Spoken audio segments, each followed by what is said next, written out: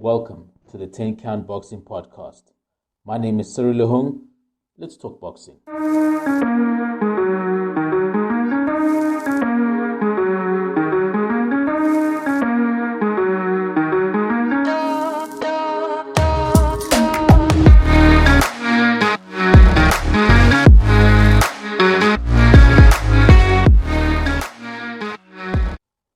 It looks like local fighters will be back in the ring soon. Last week, Boxing South Africa announced that they will allow fighters back in action. Of course, they're still waiting for how it's going to happen and the terms and everything, but it's all looking very promising. With the COVID-19 stats looking better now than they were a month ago, this is reason to celebrate, even though the tournaments are likely to happen without any fans. Internationally, the big noise in the sport was made by a management company, MTK Global, as they have now signed their first 3 American fighters. US champion Jonathan Lopez, undefeated middleweight prospect Lorenzo Simpson, and IBF super featherweight champion Joseph Diaz. Diaz, of course, is a big deal in my mind as he is already a belt holder and a guy who's really a good fighter. Of course, when you speak about the super featherweight division, I had to speak to trainer Colin, who happens to be the head of MTK Africa. And I spoke to Nathan about the talent he has in his gym in that weight division. That is, of course, Azinga Fuzile. Fuzile lost his last fight against Shavkat Rakimov, which was an IBF title eliminator under controversial circumstances. As we all remember, the Russian looked like he was taking something that appeared to be smelling salt in the corner. We saw that. If you haven't seen the video, go look for it. Yeah, it looked bad in my opinion. The IBF has kept Fuzile high up in the ratings. It's an interesting situation with Azinga because initially, obviously, we were planning on fighting him in March or April just to get him back in his winning ways after the controversy with Rakimov. But now, based on the current situation globally with the pandemic, we might have to go straight into an IBF eliminator depending on how it's structured in terms of time frames. So ideally what I'd like to do is get him a comeback win and then go for the eliminator, but if time constraints don't allow us to, we're looking at a situation where we might go straight into that eliminator. And of course, I had to ask also about Diaz signing with MTK and Nathan's ties with MTK. What does this mean for Fuzile going forward in the future?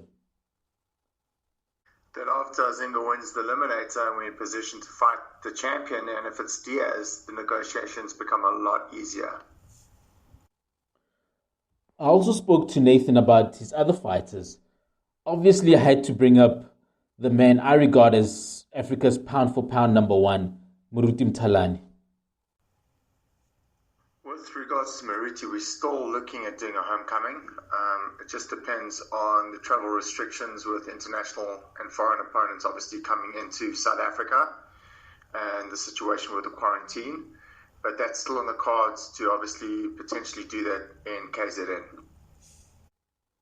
Another fighter we had to talk about was former 2-weight world champion Budler, who was supposed to fight in March, but the fight was called off as the country went into lockdown on the week of the fight.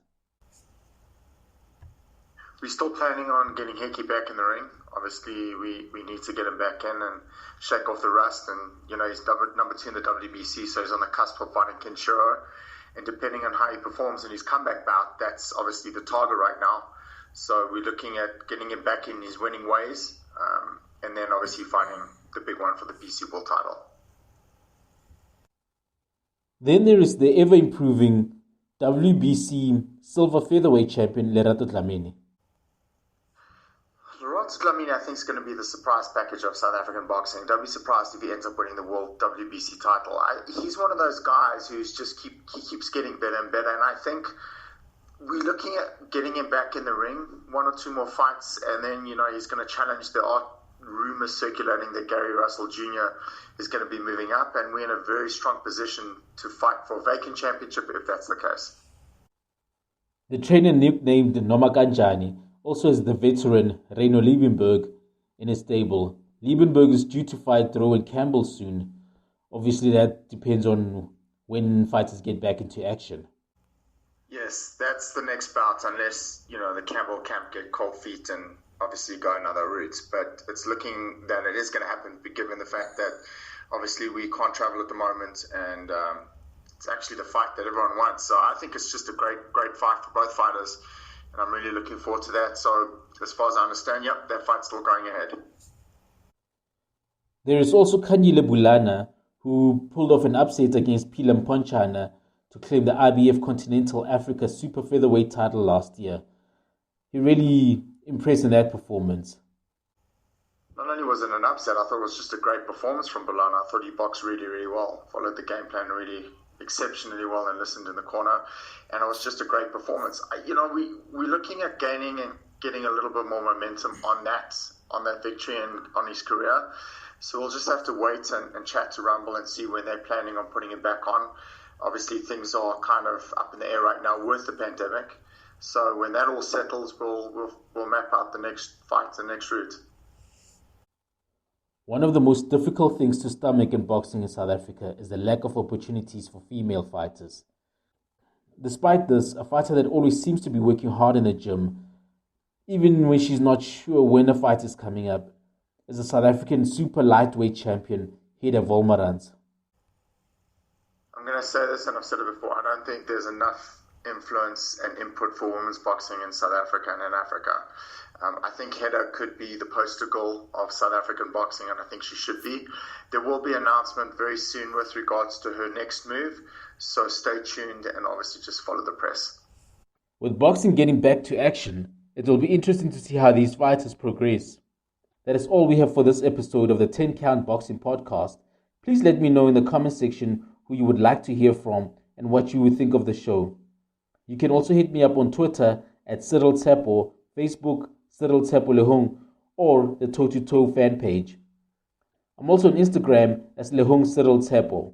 Until the next episode, stay safe.